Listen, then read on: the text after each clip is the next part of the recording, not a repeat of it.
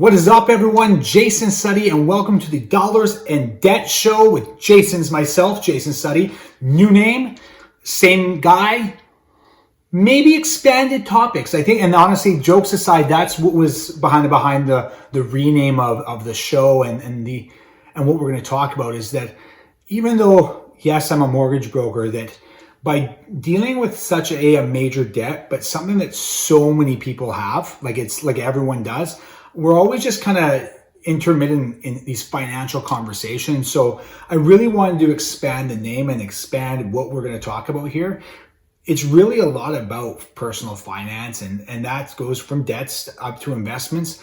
And what we're really about is kind of like a real world approach, non-jargon, just really trying to add value and help people when it comes to anything with a dollar sign in front of it, right? So today is what we wanted to talk about is the idea of a perfect home, a perfect house, and how dangerous it is.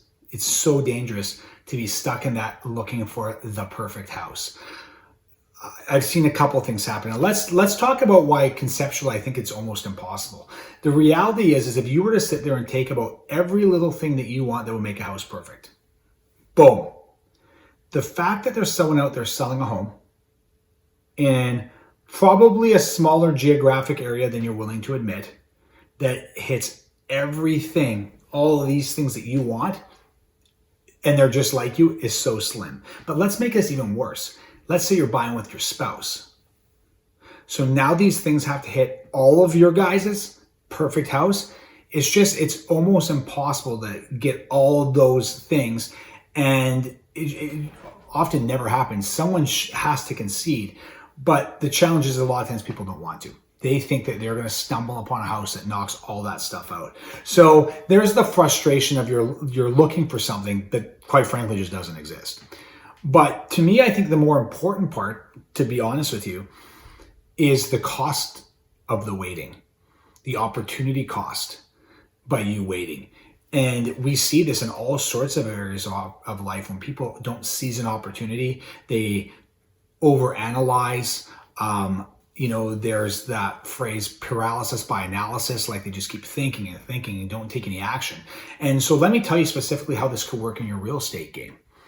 You're looking at a house, and let's pretend it's 500 grand. And that's where you got to be, is that 500 grand mark. And you're hoping for the perfect home. So you look.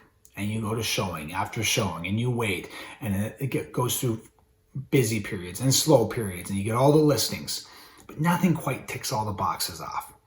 And so this goes on year after year. If you were to take 2 years and make sure that you made the right decision, or the perfect home rather, that house that was 500 grand is at minimum 540 now. Probably higher, but let's use 540. That's a 4% gain on real estate year over year, like that. And that's pretty standard. To think your house is going to be worth 4% more, that's a real conservative standard number, especially here in British Columbia. So it cost you 40 grand. Like there's no other way to put it. You could have had something for 50 grand, 500, and now it's 540. So that's a piece. But to me, here's the scarier piece, is what we're seeing a ton nowadays, which is super common, is that the housing prices are really expensive, and people are really squeezing in. They're buying right at the top because that's just the way it is.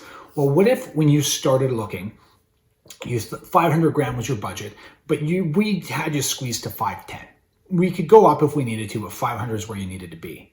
Well, if 510 was your absolute max, and you waited 2 years, you're out. And that means maybe you're going from detached house to townhouse, or townhouse to condo. That's humongous. That's a big deal. So the cost of waiting can really screw everything up for you. So I think it's really important when you're trying to analyze what house to buy and what the strategy, whether it's a buy now or a wait, whatever that happens to be. People sometimes think that, well, you know what, I don't want to waste my money, so I'm going to sit tight. Well, a lot of times sitting tight does waste your money. So I think that's really important. So the question we get now is, okay, so I can't get a perfect house and I don't want to wait. What am I supposed to do? And that's an awesome question. And there's solutions out there. So a couple of things that I look at, I think the first step is to dive into the and really dive into the have tos and like the have to haves and the want to haves. And that you gotta dial and you gotta be honest, because people will say they have to have, I don't know, a backyard, a certain patio, a certain deck. Well, do you have to, or do you really want that? Like, what happens if you don't have it, right? So I think it's super important to be real honest with yourself with what really is a have to and what is a want. And it might be a strong want, but is it really actually a want? So I think that's number one. And then when I think of that list and I think of some of the have tos, then I think, well, can I change it to get like that? So for example, let's make this really, really easy. I have to have a brand new roof. That is paramount to me. I do not want it to leak. I got to have a brand new roof. Okay. Well, regardless if it's brand new or 5 or 10 or 20 years old, it's a roof. You can get a new one. Okay. I get that there's a cost to that, and we'll get into that in a little bit, but you can change that. If you don't like the kitchen, you can change that. However, if you need a certain school, that means you have to be in the catchment. You can't change that. Like, that's just a fact. So it's really important to find out, what do you really have to have, and can you change it? Okay. So, and then once you dial that up, I think what a lot of people realize is when you look at your list of have tos and even a lot of your want tos, a lot of them are changeable. Like, a lot of the things you can do, it needs to have a cedar deck. Well, if it doesn't have a cedar deck, tear the old one down, build a cedar deck.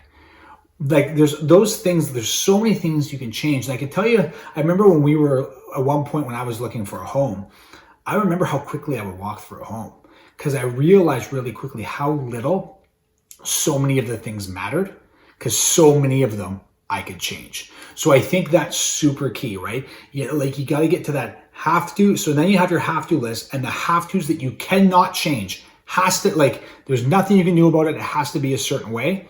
You start there. And then you're going to have your have to that you can change. And then, is it feasible, right? So a feasible thing is let's start with the roof. The challenge with a lot of these changes is it costs money. Well, the cool thing is this, what people don't realize, there's a lot of programs in the mortgage world where you can actually add the cost of a renovation into the mortgage. So you can buy a house and maybe you want to do a new kitchen for $50K. The kitchen's, you're buying this house, great piece of land, everything's awesome, but the people have owned the house for 50 years and have never done a thing. Kitchen's wicked old, so you want to redo it. Well, get a contractor, they say it's going to cost you $50K. Well, you could actually build that $50K cost of the reno into the mortgage. So then you move in, you pay the contractor, they fix up your house, and now, hey, guess what? Check. New kitchen, done. The programs are awesome. They have some limitations. So some of the limitations are, number one, there's going to be a dollar amount. These programs aren't to do a full gut, go down to studs and redo the house. They're for these projects like a kitchen and maybe flooring, maybe a bathroom, a deck, do a deck. The key is about what they're for is, number one, dollar amount, there's a limit. But number two, it has to add value. That's really important. So an example will be, oh, you know what? They're going to take out 10 grand because I want to paint the entire house inside and out. Paint doesn't add value. Paint's a personal preference thing. But if you want to buy a house and the roof needs to be replaced, a brand new roof adds value. So that you can do. So when you sit there and can think to yourself, hold on a second. Not only is this stuff physically changeable, now I have a means to do it. The world's your oyster now. Now looking for house starts to get real easy. So those programs are real interesting. I love them, and I wish more people would do it. I just think it's maybe most people don't know that they can. So that, I think, is really important. That whole idea is, don't look for the perfect house. Look for a place that you can make your perfect house. That's the key. The best way to make a house perfect is for you to take control of that situation and do it yourself. If you have any questions about those programs, the idea of a perfect house, hey, we're always looking for a conversation. You can comment below, reach us out on any of the social platforms. We love to hear from you. I am Jason Suttie with Dollars in Debt. I hope you have an awesome day.